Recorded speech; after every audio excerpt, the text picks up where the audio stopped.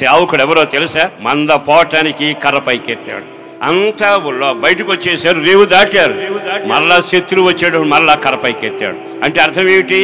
శత్రువులకేమో దారి ముయ్యబడింది, విశ్వాసులకేమో దారి తెరవబడింది. అట్లాంటి సేవకుడు మీ జీవితంలో ఉంటే మీ జీవితం ధన్యమవునుగా. ఈ రోజున దాటిపోయిరి అంటే దాటిపోవటానికి వీళ్ళేమైనా భక్తుల సనిగిన వాళ్లేగా, వీళ్ళేమైనా భక్తుల ఏడ్చిన వాళ్లేగా, వీళ్ళేమైనా భక్తుల చంపడానికి తీసుకొచ్చాడు దేవుడిని పలికిన వాళ్లేగా.